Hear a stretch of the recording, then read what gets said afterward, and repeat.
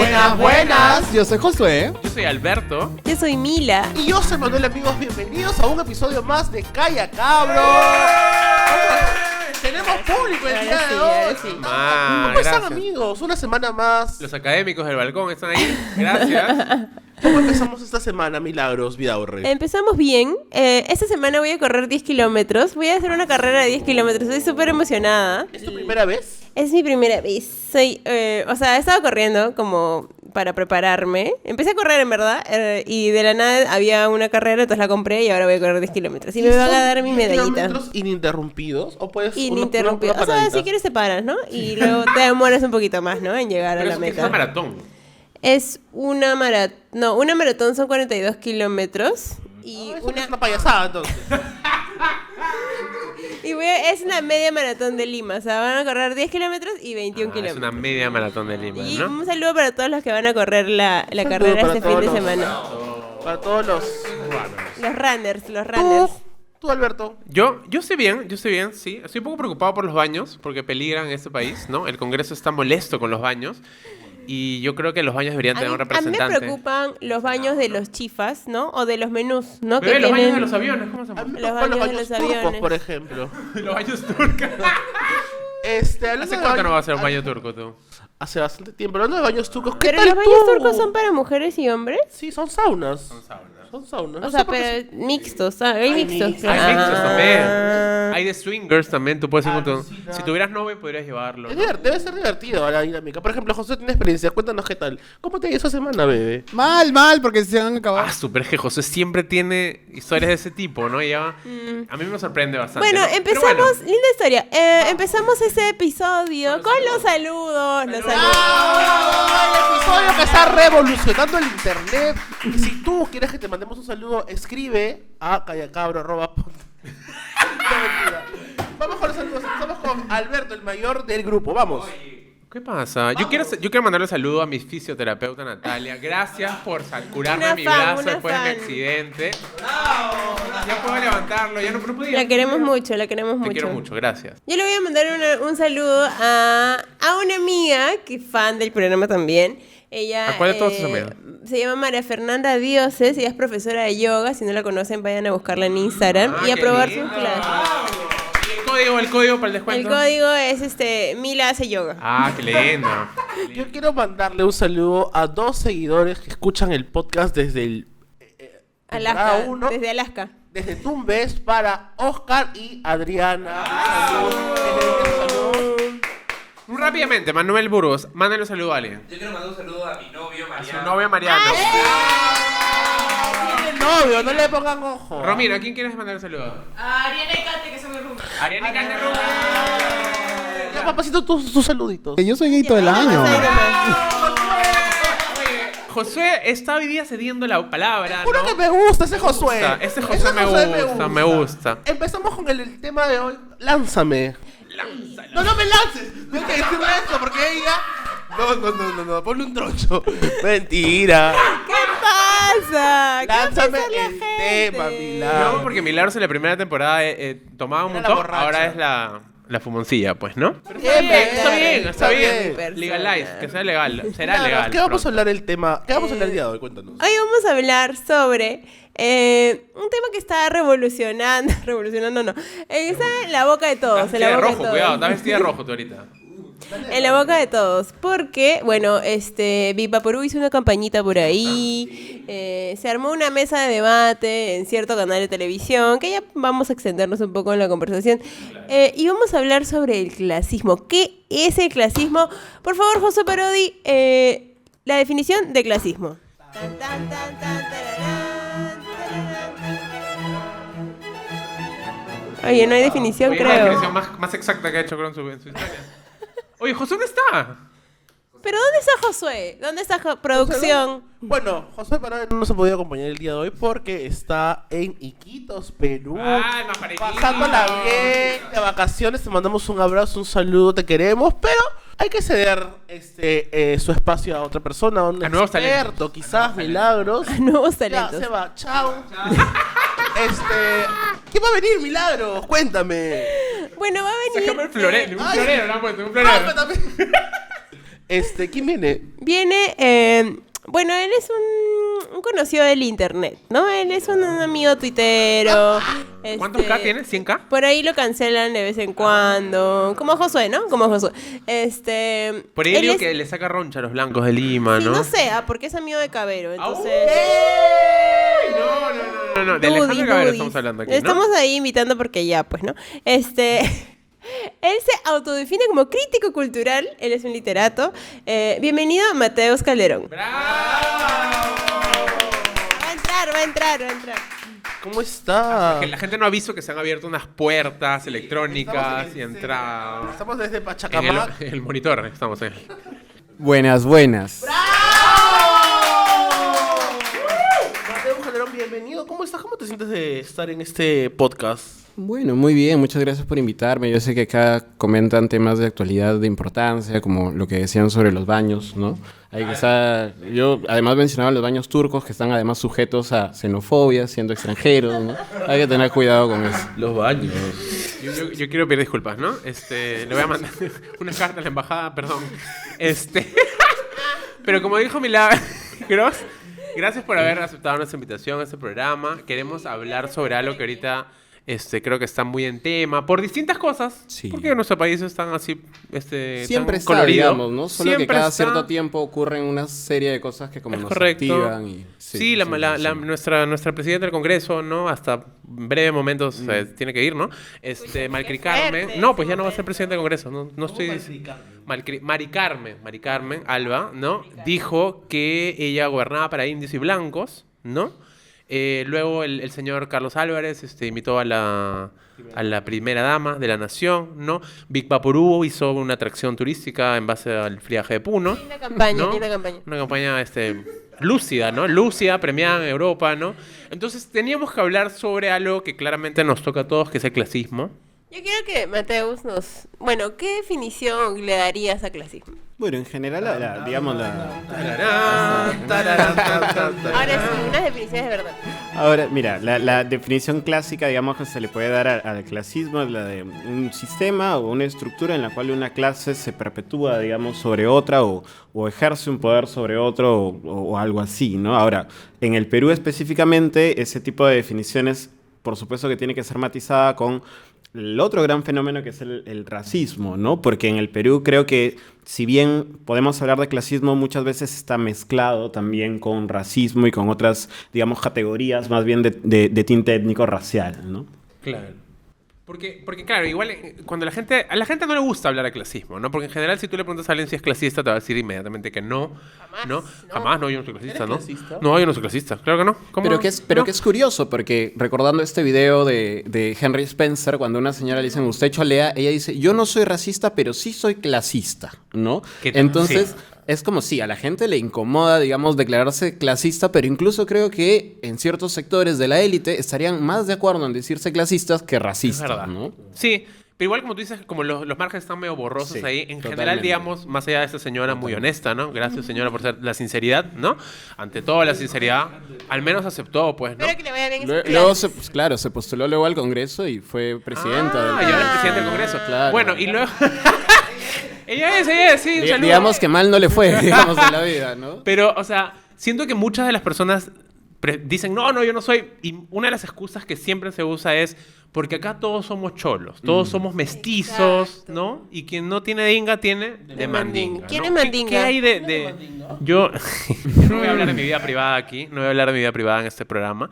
Pero cuéntanos qué piensas sobre todas estas frases, estas ideas. Bueno, sí, hay un intento muchas veces de borrar primero la categoría, digamos, de clase social, ¿no? Y efectivamente la gente no se reconoce como clasista o no quiere ver que muchas veces en nuestras dinámicas diarias lo que estamos haciendo es reforzar una vez más un sistema que perpetúa una clase, una élite, más que nada económica, pero también política, también étnico-racial sobre otra, ¿no? El mestizaje tiene que ver con eso, ¿no? El mestizaje tiene que ver no directamente con el clasismo, pero sí, digamos, con este intento de, una vez más, equipararnos a todos a través de una ficción, ¿no? En el caso del mestizaje es obviamente la ficción de, ok, todos somos mezclados y por tanto no hay desigualdad, ¿no? Que siempre lo comentaba antes, fuera de cámaras, ¿no? Esta diferencia vital entre valga la redundancia, diferencia y desigualdad, ¿no? Porque podemos ser diferentes, pero eso no equivaldría en cualquier caso a ser desiguales. Y cuando la gente utiliza discursos como no hay clases sociales o no hay, o todos somos mestizos, en realidad está apuntando a eso, a decir no hay diferencias, y lo que está haciendo es finalmente invalidar o invisibilizar el hecho de que sí hay desigualdades absolutamente profundas y grandes en nuestra nación, ¿no? Sí.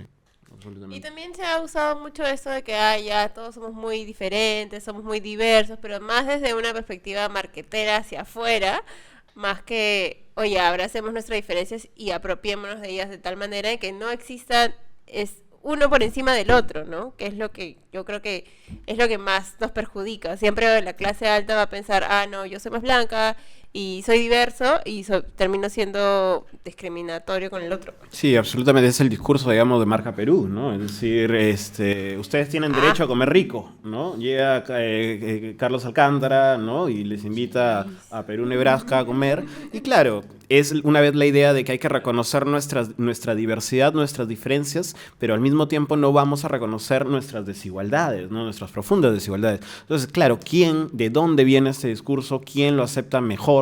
Esa es la pregunta. Y normalmente es un discurso producido desde una élite económica blanca, ¿no? Porque en el Perú, una vez más, es imposible desligar la clase social del color de piel, que finalmente se impone, ¿no? Y claro, hay mucha gente que lo recibe muy bien, porque a quien no le gusta celebrar la diversidad y a quien no le gusta celebrar la diferencia, pero una vez más es una forma de velar también la desigualdad que existe, ¿no? Eso es lo problemático en todos estos discursos que tienden a la diversidad, que tienden a la pluriculturalidad incluso, ¿no? Desde dónde se hacen y qué cosas están velando en el camino, qué cosas están cubriendo con un velo, ¿no? Y que es precisamente eso, la desigualdad. Claro, que igual tiene que ver con esta imposibilidad de la sociedad de... No sé si imposibilidad, pero no quieren hablar o reconocer la historia, no quieren reconocer procesos dolorosos de colonización, de migración. O sea, somos un país que claramente todos estos abismos sociales vienen desde que nos han conquistado, incluso desde antes quizás, ¿no? Absolutamente, ¿no? Y creo que una vez más queda bastante claro en este episodio infame, ¿no? Absolutamente cringe, como yo decía, en Canal N, donde se discute si el Perú es un país racista, que es una pregunta en sí misma pues ya mal ubicada, ¿no? Es como si dijese, ¿existe violencia de género en el Perú? Por supuesto que existe, ¿no? Claro. ¿Existe racismo en el Perú? Sí, claro que sí. Y hay un momento en este episodio en el cual Fernando Rospigliosi dice muy campante algo así como el mestizaje empezó cuando Francisco Pizarro se casó con una ñusta tal cosa, ¿no? Y yo diría, bueno, claro, probablemente si lo ves así empieza cuando algún español violó a alguna india, entre comillas, ¿no? Y claro, eso es lo que estás haciendo allí, es invisibilizar que en realidad no hay pues integración neutral, ¿no? Hay una imposición, hay una asimilación y hay un autoritarismo y violencia muy grande desde un lado, desde una cultura una vez más dominante o que busca dominar por sobre otra, ¿no? Claro. Eso es realmente lo que se ve allí, lo que no se quiere ver. Creo que lo que mencionas está un poco la clave también, ¿no? Porque esta idea de pensar de que este colonizador generó el mestizaje por tener un hijo con alguien, digamos, indígena de aquí o no sé, alguien que vivía en el Perú en esa época, borra esto de la violencia que tú mencionas, porque al final probablemente era una esclava que fue violada y que tuvo un hijo. Y no solo eso, sino que también se borra el creer de que al ser su hijo vivió la misma vida que sus hijos legítimos, ¿no? Yo recuerdo mucho, hay un montón de documentales sobre la esclavitud en Estados Unidos que justamente hablan de eso, ¿no? Como desde ese momento empieza a generarse una historia de disparidad, porque al final seguían siendo hijos esclavos que seguían trabajando en determinados lugares, ¿no? Y eso empezó a generar un punto de partida o un abismo de oportunidades muy distintos desde ese momento que se traslada hasta el día de hoy, ¿no? Y no sé si se termina de entender eso, como tú dices, por ejemplo, al final dice como, no, ahí empezó el mestizaje y al final todos somos iguales, ¿no? Cuando en realidad más bien ahí fue donde empezó, claro, ahí empezó la desigualdad quizás. Sí, efectivamente. Una cosa que es importante reconocer es que hacia finales de la colonia, ¿no? Y esto lo relata muy bien Cecilia Méndez en este libro La República Plebeya, ¿no?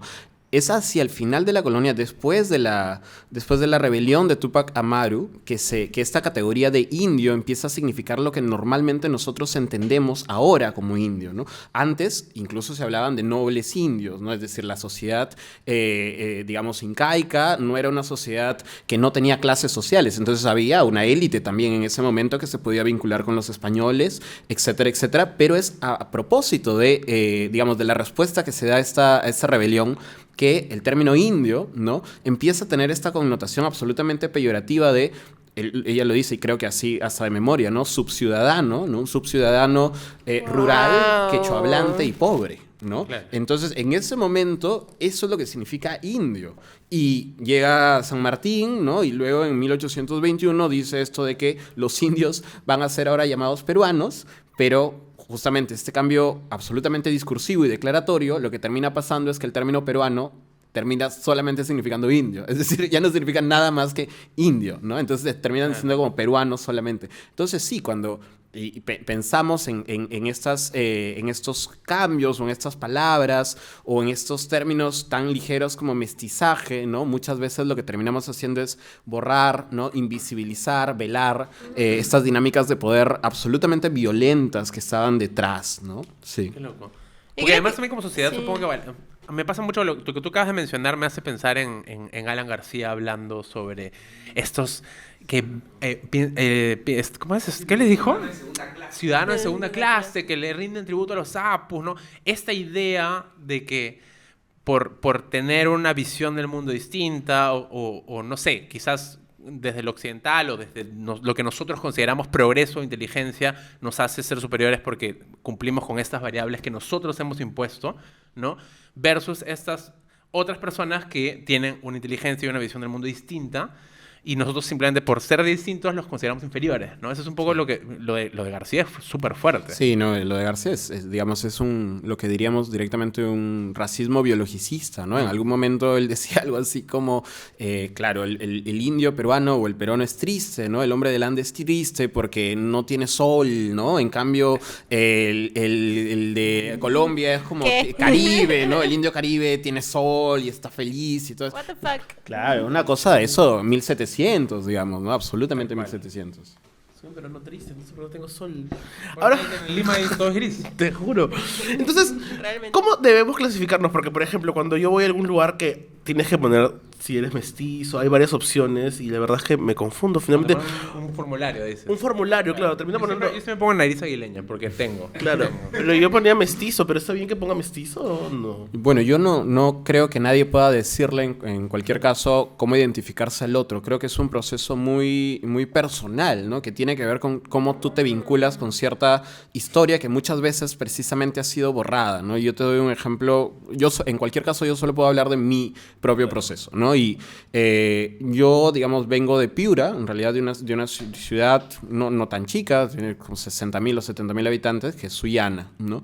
Y cuando yo he tratado de buscar información, digamos, sobre mi familia, tanto de padre como de madre, no hay demasiada información, ¿no? Y muchas veces eso es lo que ocurre porque, digamos, hay archivos que han sido borrados y si uno quiere ir incluso más allá, también, ¿no? Pero poco a poco uno encuentra y por ejemplo, mi abuelo, por parte de padre, ¿no? Él viene de una comunidad, en este caso un caserío, ¿no? Muy cercano a la frontera entre Sechura y Catacaos, ¿no? Entonces es como una comunidad tayán que en 1940, 1950 era calificada o categorizada como indios, ¿no? Entonces, al yo encontrar eso desata en mí, digamos, un deseo, un conocimiento por vincularme más con estas cosas que antes para mí estaban veladas, porque no las conocía, ¿no? Entonces, cuando tú no tienes ese pasado o piensas que no existe eso, es muy difícil saber también hacia dónde vas y cómo construir tu propia identidad, ¿no? Mientras más información tengamos, mientras más posibilidad, una vez más, de investigar y de vincularnos con esto, que una vez más no es neutral que haya sido borrado, ¿no? Sino que ha sido borrado a propósito para hacernos pasar a todos como mezclados o mestizos, ¿no? Porque en realidad lo que... Sí. Y es un proceso muy duro también, ¿no? Y también entender que, o sea, hoy el Perú, o sea, además de las clases existe la migración, existen los extranjeros que finalmente generan digamos que otro tipo, no necesariamente de clase, pero ni siquiera raza, ¿no? Simplemente estamos aún más mezclados y dentro de eso se tiene que encontrar las diferencias y como tú dices, ¿no? Como lo importante de ver hacia atrás y ver, ay, cómo me puedo identificar, de dónde vengo, y todo eso que igual es un proceso personal de cada uno, porque me imagino que en el Perú igual es muy difícil, pues, ¿no? Sí, no, hay un montón de cosas. Es decir, al final es, una vez más, ¿no? O sea, ¿cuál es para mí la pregunta de cómo uno imagina la buena vida, ¿no? En su cabeza. Y es una vida blanca, ¿no? Es una vida blanca, ¿no? Y ahí viene el tema aspiracional que justo conversábamos antes, que es que siempre es hacia arriba, ¿no? Nunca, o sea, no hay la aspiración de clase hacia abajo, ¿no? Siempre es como buscar esa vida blanca. Que en este debate lo mencionan también ligado a los nombres, por ejemplo. Sí, qué asco. Perdón, pero qué horrible. O sea, y lo hacen desde experiencias personales. No puedes hablar de eso desde, ay, sí, el chico que trabaja en mi casa. Es como...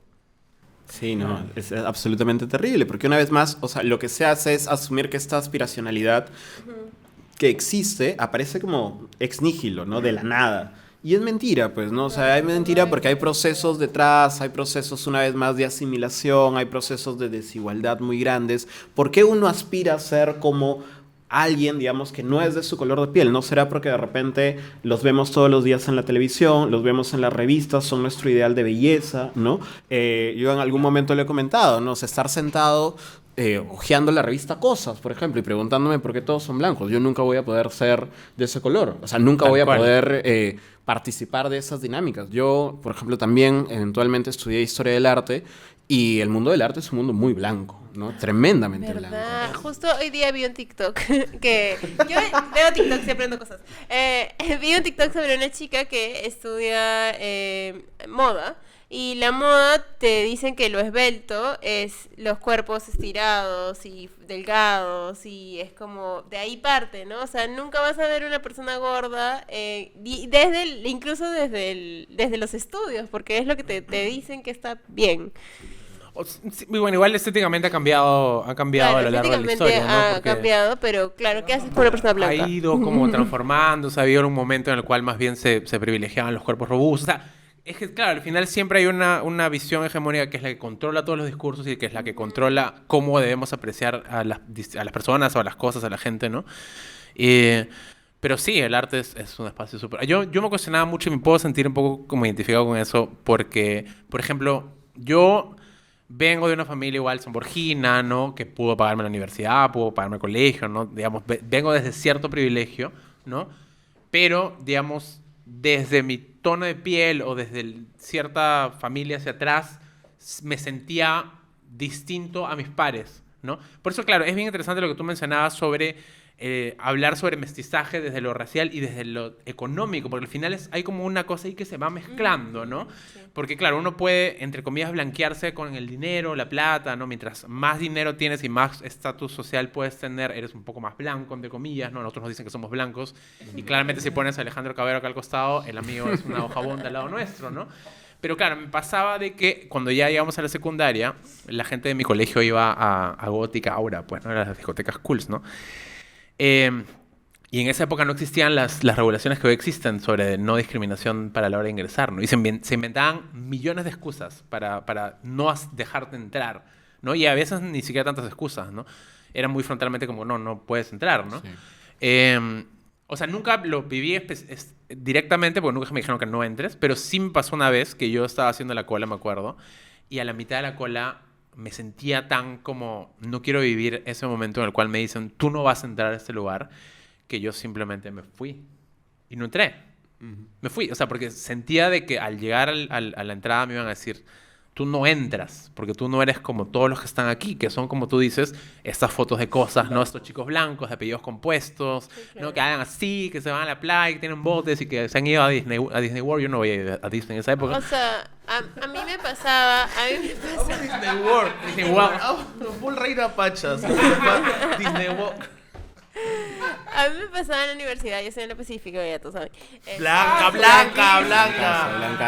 Pero, claro, yo no me relacionaba con gente de color blanco, con personas de apellido compuesto. Ni siquiera lo intentaba porque sabía que no compartía o sea, más allá de la clase, yo no compartía de la clase dictada por el profesor. Clase social, más allá de la clase social. Claro, no, más allá de la clase dictada por el profesor, yo no compartía más cosas con ellos. O sea, ellos venían desde La Molina en su carro, perdón, no voy a ser prejuiciosa, pero era eso, yo iba desde San Martín de Eso no existe, Porres. así que puedes ser prejuiciosa con ellos.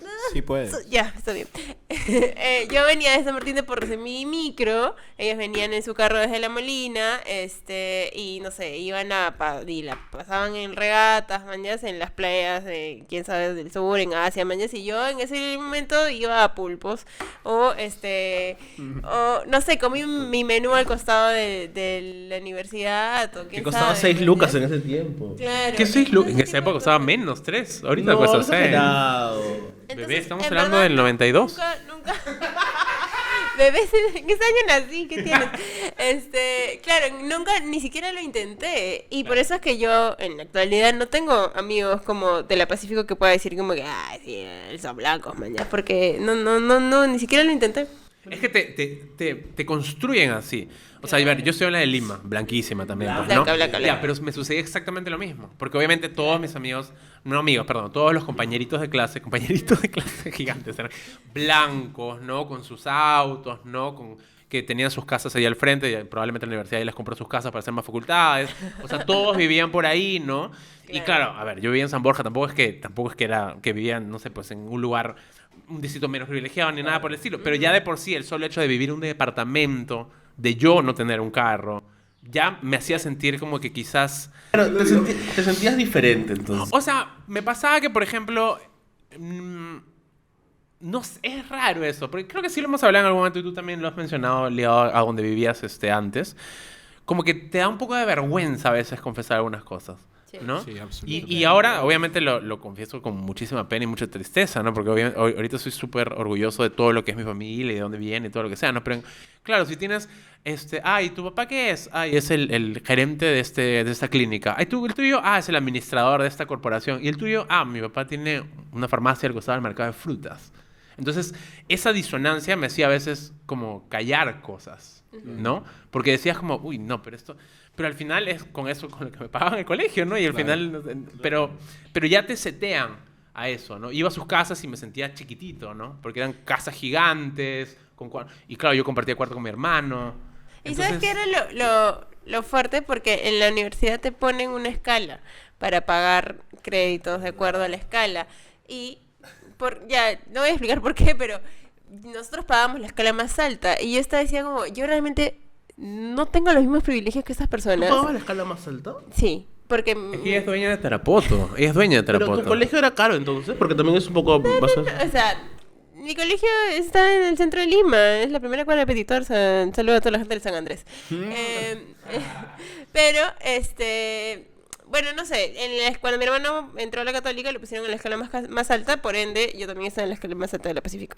Y yo sentía como que realmente va más allá de eso, porque yo no tengo los mismos privilegios que esas personas y según la universidad tengo que pagar lo mismo probablemente que ellos, ¿no? O incluso fácil ellos pagan menos que yo, quién sabe.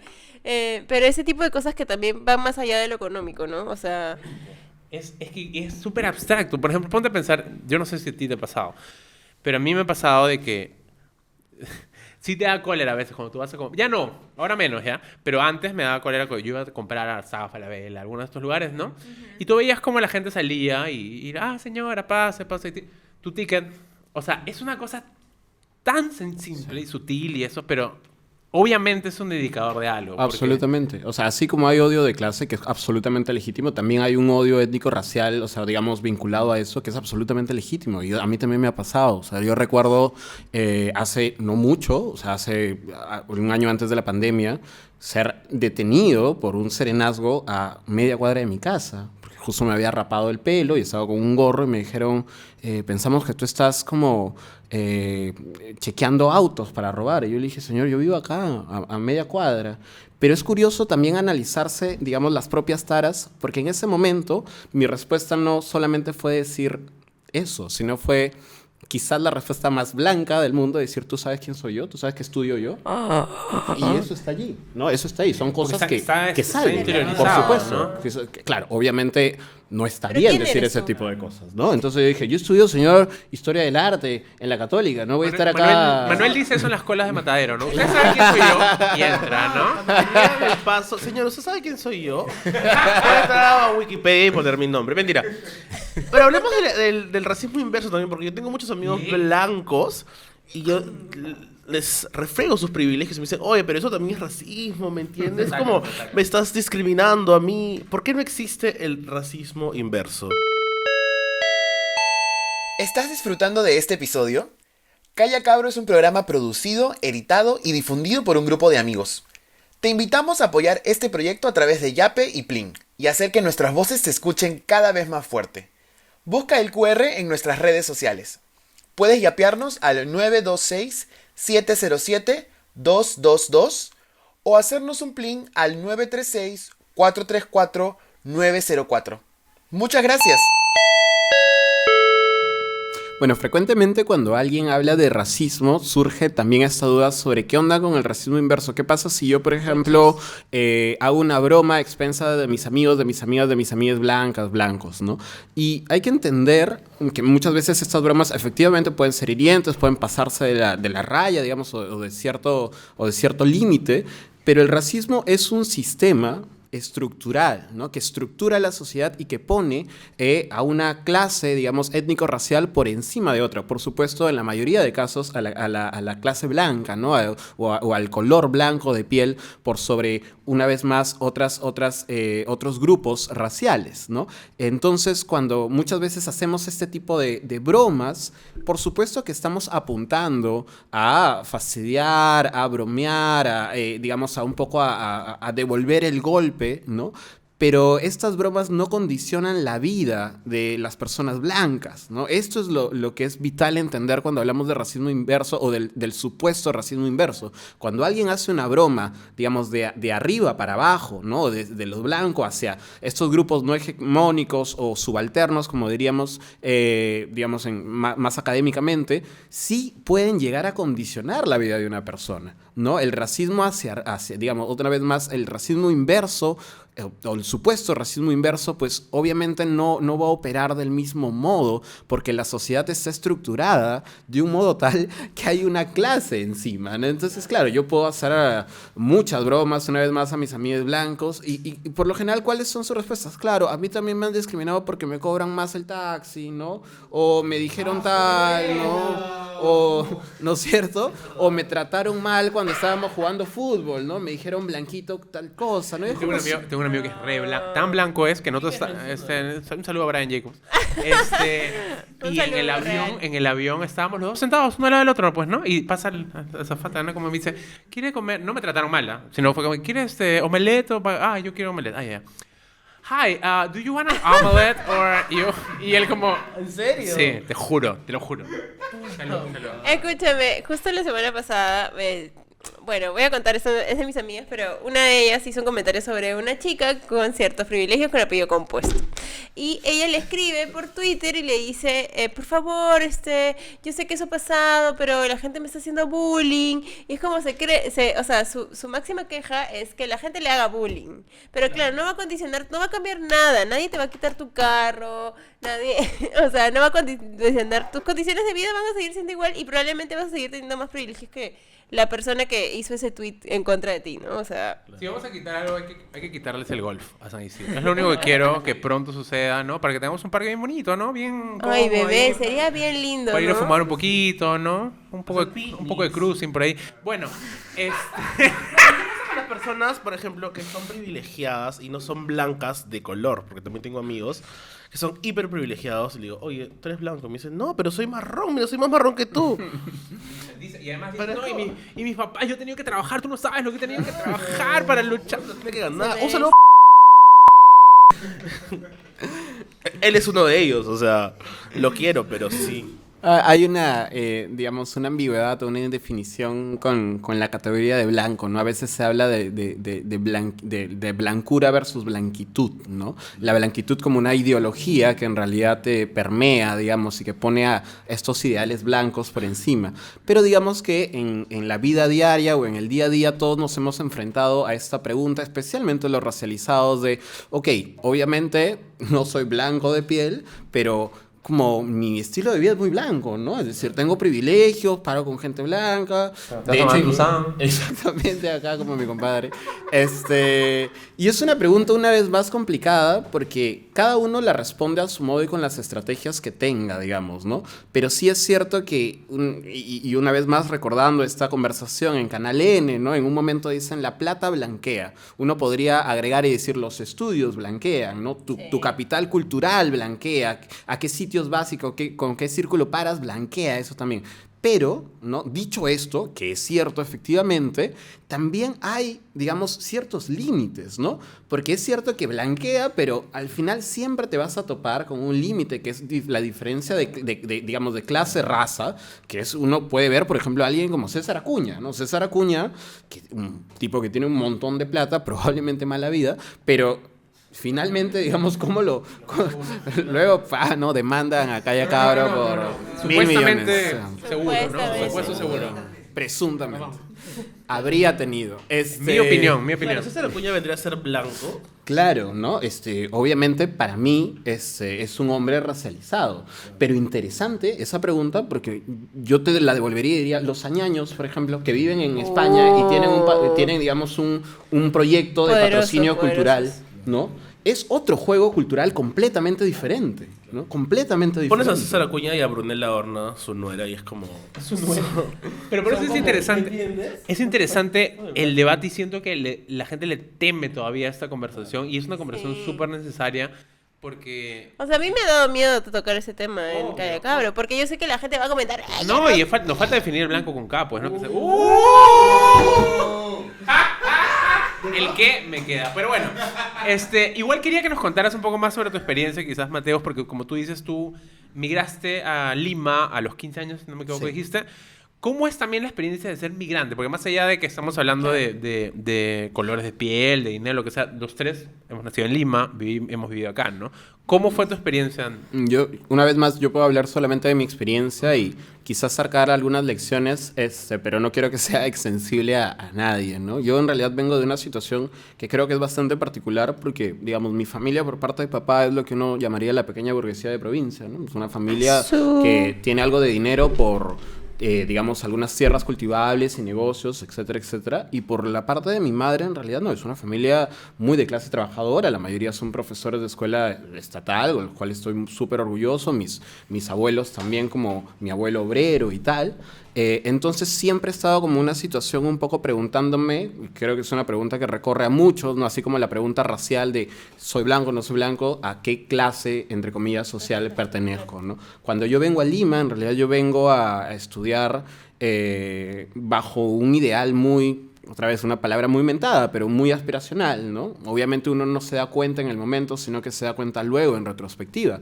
Pero yo vine a estudiar a la Católica una carrera que es, digamos, de las carreras que suelen cimentar este paso social, que es la carrera de Derecho, ¿no? Hay ciertas carreras tradicionales, Derecho, Economía, ¿no?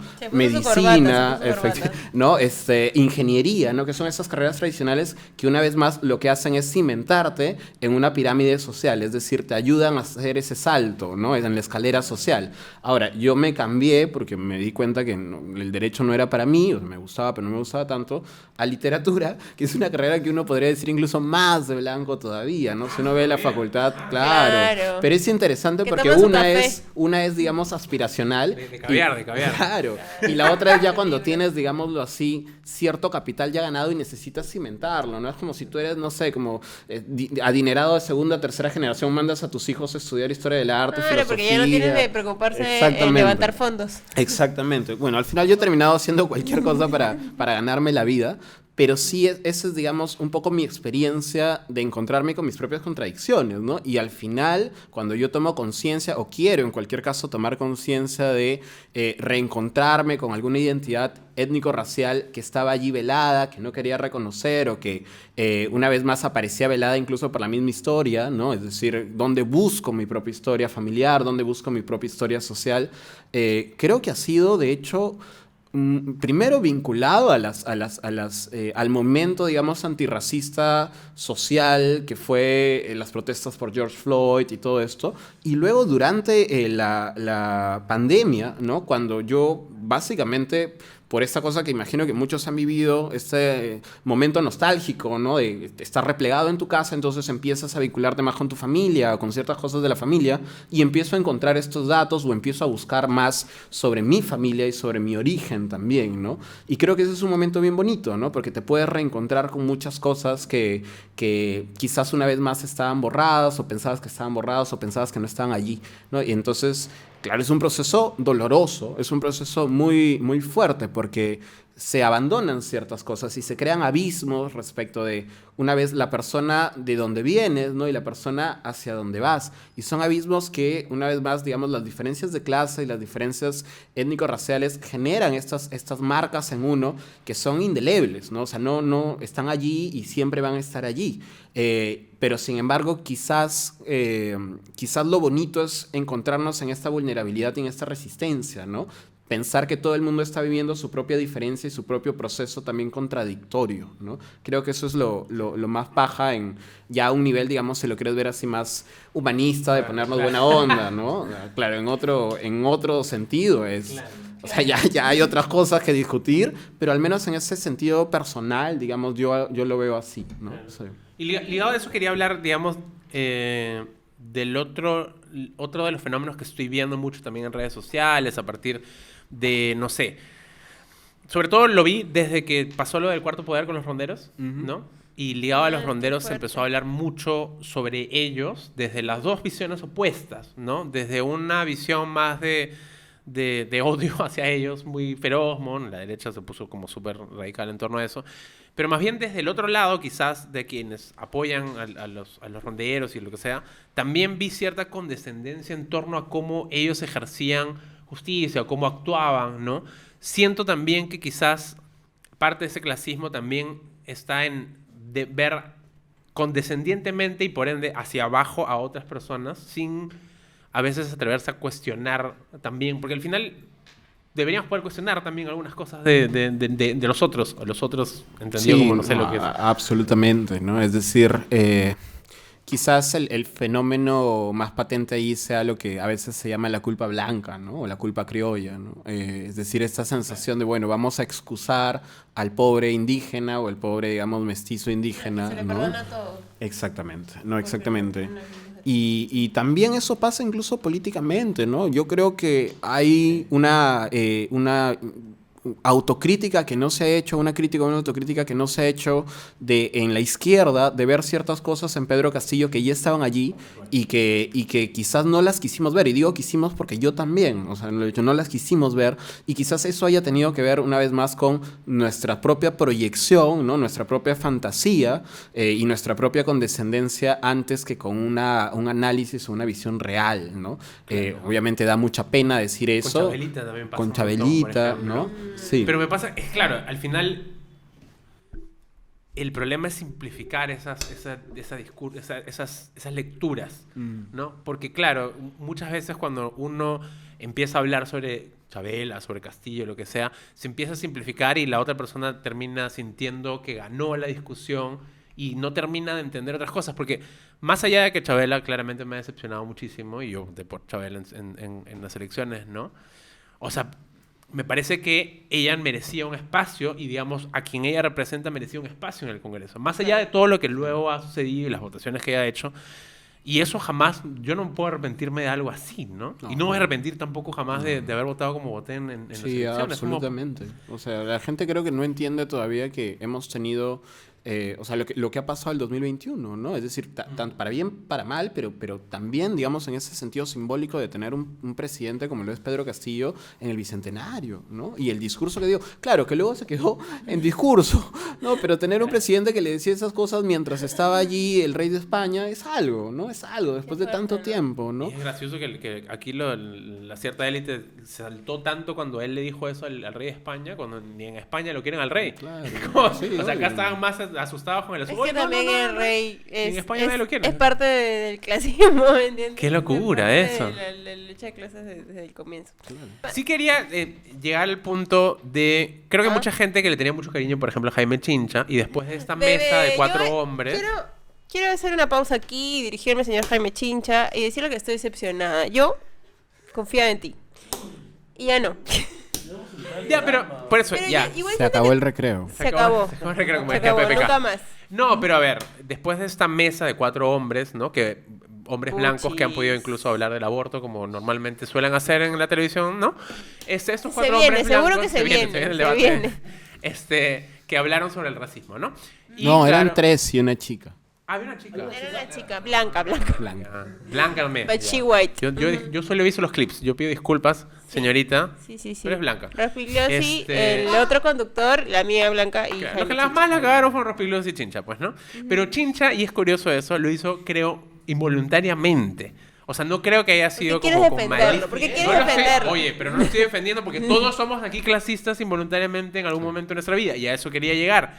Hay cosas que aún no, de las cuales aún no podemos liberarnos. ¿Como cuáles? ¿Se les ocurren algunas cosas, Mateo? Gracias. Sí, absolutamente. Mateo, tú clasista. a Tú, ver. clasista. No, ya dijo él. Sí, yo ¿tú sabes ya quién lo soy? dije, ¿no? ¿Quién soy? Tú sabes quién soy, qué he estudiado yo, ¿no?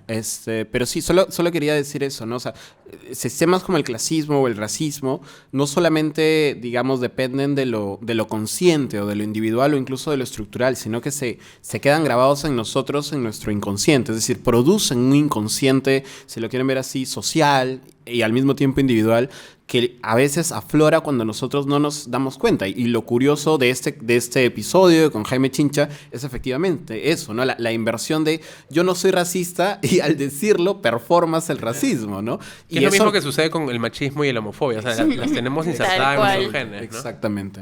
Negar que existe, igual. Sí, entonces, claro, al momento en el cual negamos que existe, en realidad lo velamos y como todo lo reprimido surge por otro lado, ¿no? Entonces creo que eso es importante también, es decir, ok, no está, digamos, no es el fin del mundo el aceptar que uno ha cometido actos racistas o hechos racistas o que es racista, digamos, sino que es un momento de partida que debería ser, digamos, un quiebre para empezar un proceso larguísimo, por supuesto, ¿no? De cambio, ¿no? O sea, Creo es que un punto de reflexión. Creo que todos debemos reconocer que hemos nacido en una sociedad que ya, o sea, que nos ha educado de esa manera, ¿no? Nos ha educado machistas, nos ha educado homofóbicos, nos ha educado clasistas. Entonces, simplemente reconocerlo, así como reconoces tus privilegios.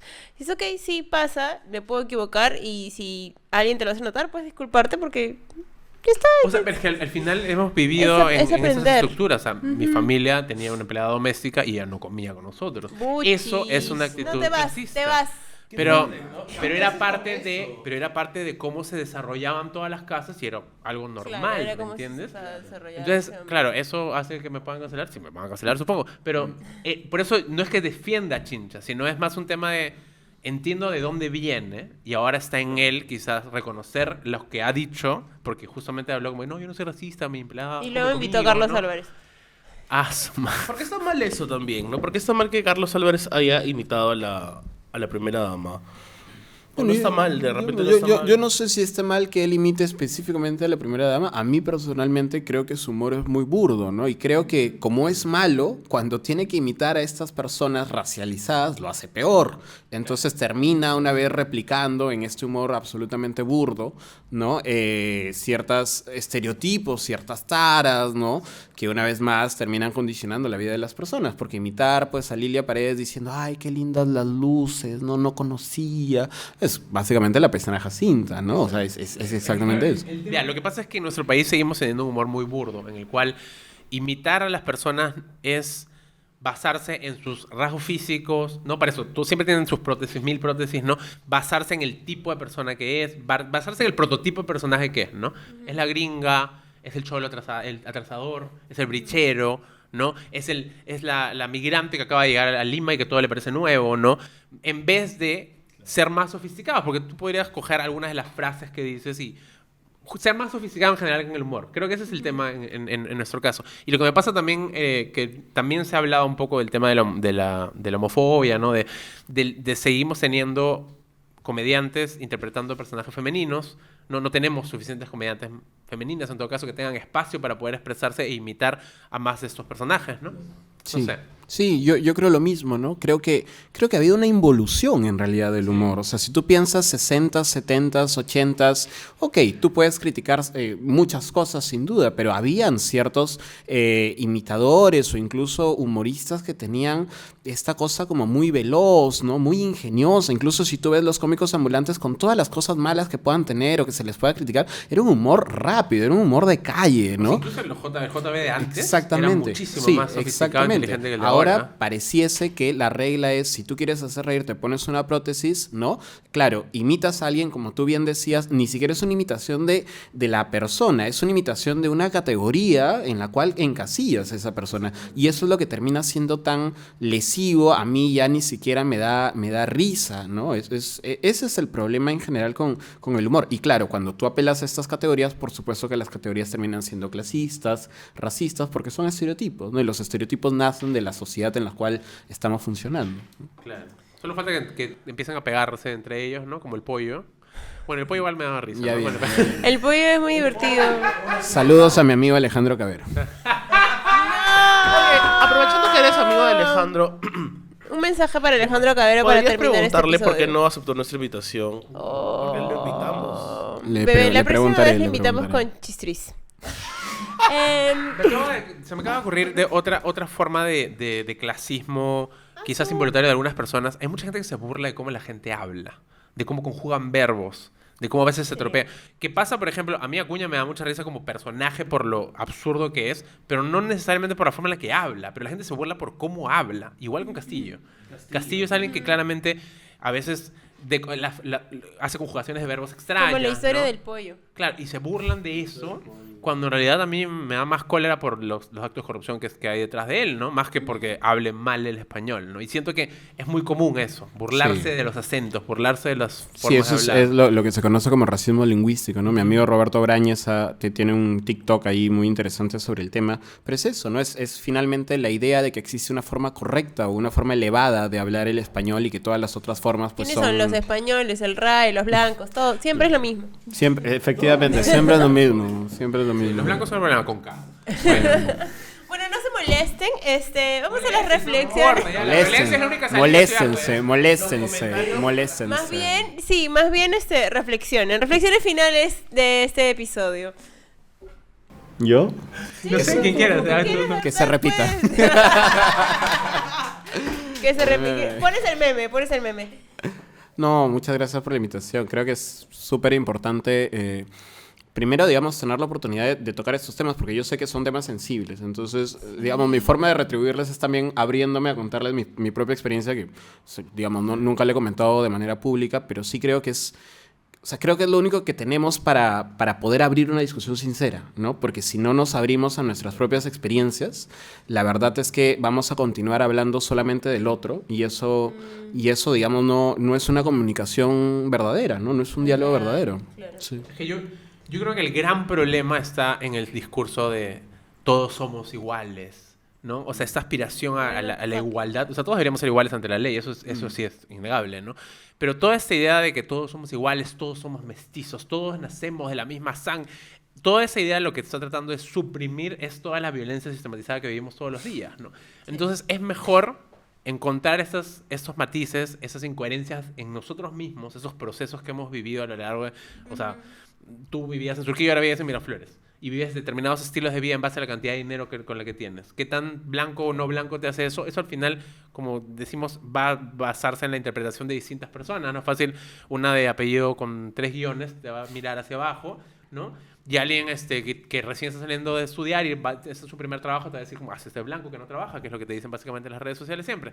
Pero, pero al final hablar de esto Con es palo mejor. al surquillano. Es mejor, o sea, necesitamos seguir hablándolo, porque si no vamos a negar algo que nos va a llevar en algún momento a una explosión social muy peligrosa y muy violenta, y ahí ya no vamos a encontrar una salida, ¿no? Sí. No sé.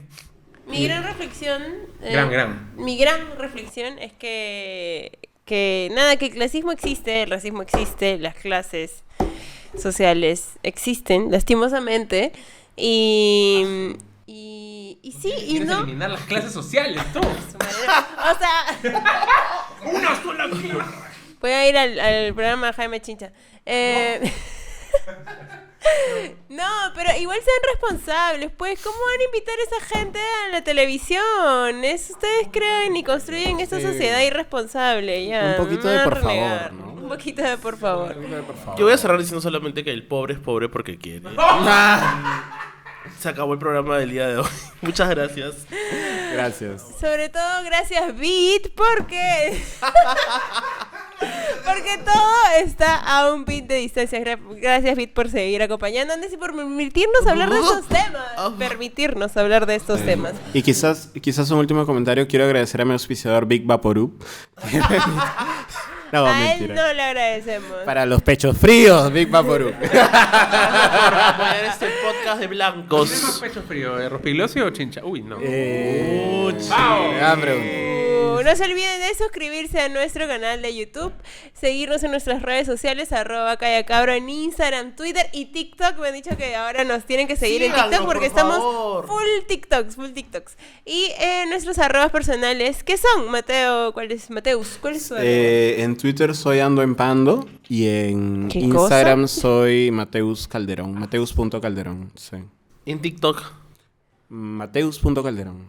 O Mateus Calderón Torres. ¿Y en porque Tinder? No, estoy comprometido. Corazones, a ver. Mándale un saludo a la persona. Corazones, quiero corazones. Piononos. Fiononos. Oye, es un podcast serio. Tu arroba ya. @fc_zorro en Instagram, Maxorro en Twitter. Estamos compartiendo porque no hay presupuesto. No somos tan blancos, no hay presupuesto. Puedes seguirme en todas las redes sociales como Manuel Ramírez Go en todas las redes sociales. Y a mí me pueden seguir como Mila Vidaurre en todas las redes sociales. Este ha sido el episodio de hoy. Espero que lo hayan disfrutado. Y un saludo para José Paroy, que ojalá nos traiga tacacho con nos cecina. traiga comida. Nos traiga unos tacachitos. No, que no vuelva. Gracias. Chao. Chao.